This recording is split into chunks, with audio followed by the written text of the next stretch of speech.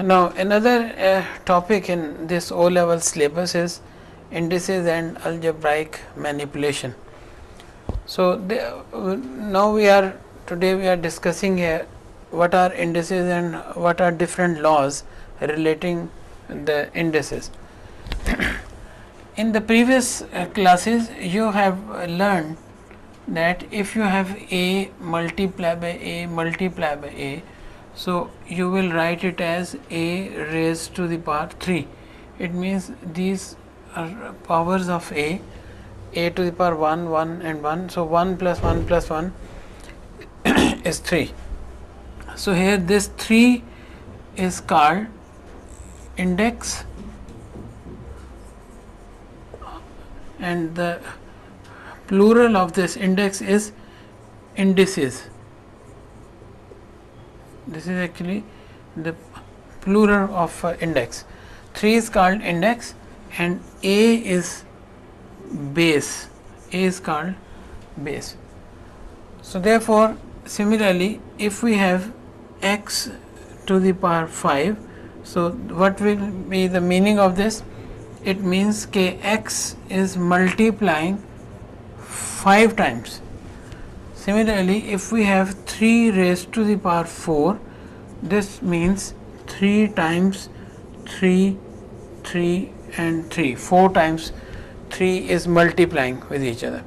So, this is the basic of index form of any number. Now, there are some laws of indices. So, today we are studying these laws of indices. The very first law is, if a is any number, a to the power m, a to the power n, if they are multiplying with each other, then this will be equals to a to the power m plus n, where we assume that a is not 0 and m and n are any integers. M and n are any numbers, any real numbers. They can be fractional numbers, they can be negative numbers, whatever. But the general rule is this: when we are multiplying a with a, it means how we are getting their product. We get their product by just adding their powers.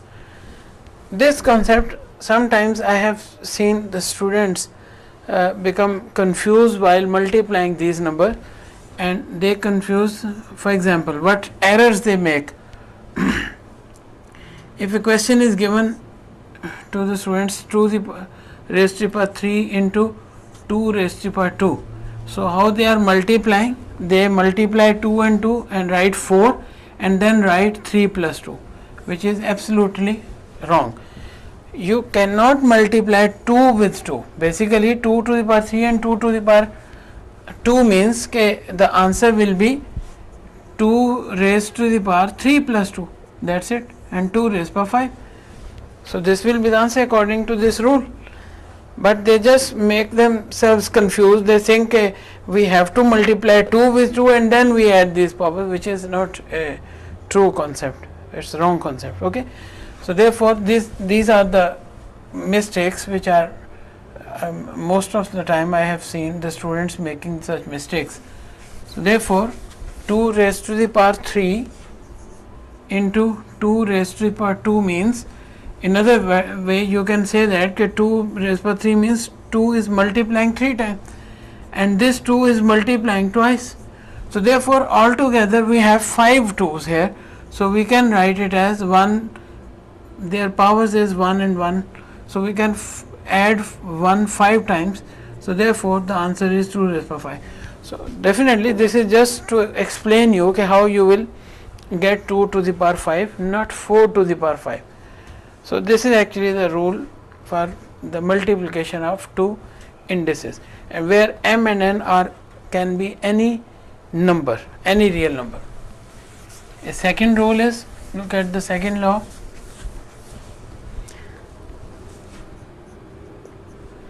If you have a to the power m over a to the power n, then this will be equals to a raised to the power m minus n, provided this m should be greater than n. We just assume that if you don't consider this thing, even then this rule is true, but then you will get a negative index here. So therefore it's better which number is greater, you have to subtract the smaller number from the greater one. So therefore generally we write am over an equals to a raised to power m minus n. For example, look at the examples. If you are given x raised to the power 7 over x raised to the power 3, so you will get x raised to the power 7 minus 3. So the answer will be x4,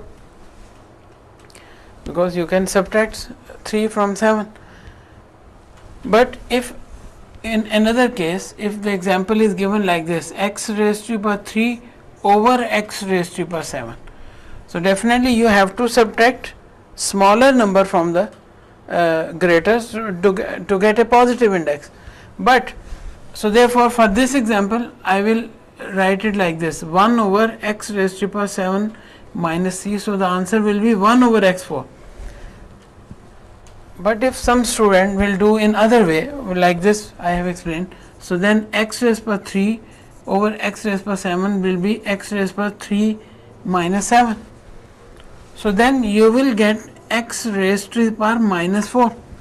When you get a negative power, negative index on the variable, you can make it positive by changing the place of this variable. It means by reversing it. For example, here in the denominator of x we have 1.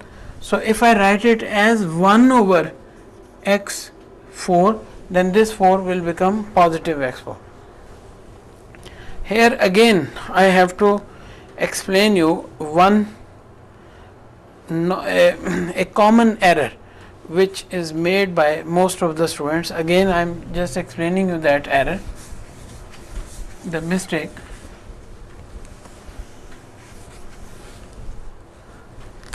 If a question is given like this, 1 over x to the power minus 3, so to make this exponent, this index positive, we have to shift this x in the numerator.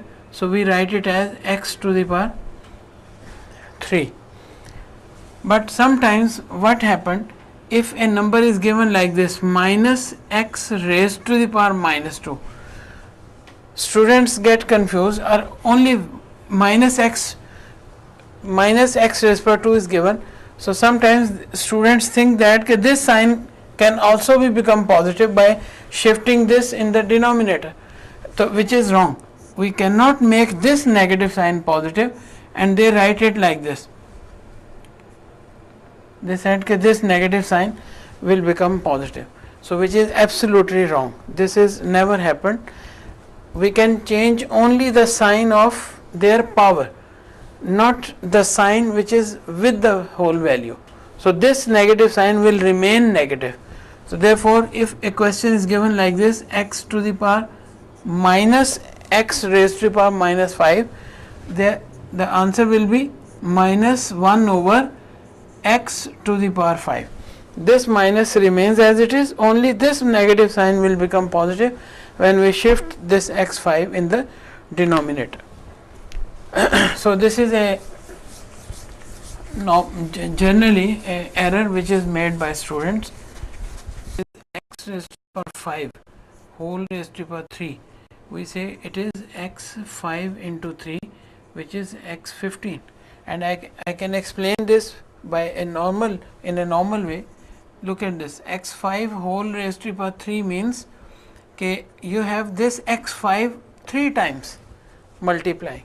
So x5 3 times multiplying x5 into x5 into x5. Now here if you apply the very first law, which is the addition of indices, so this will give us 5 plus 5 plus 5, so it is x to the power 15. So therefore it will be the same result. Or another way, if you can do it in like this, x to the power 5 whole raised to the power 3. This x5 means that x 5 times x is multiplying, and then whole to the power 3 means that these 5x are multiplying 3 times, 1 times, then 5x here, and then 5x here. So definitely altogether you have 15x. So we write x to the power 15. So definitely we don't do these steps, but I am just explaining you how we get x to the power 5 raised by 3 as x15. Either this is the way of explaining this 15 or in this way. So so it's better you just multiply when you have. This is also known as power of power, x a to the power m whole raised to the power n. So it is m to a raised to the power m into n. This is known as power of power law.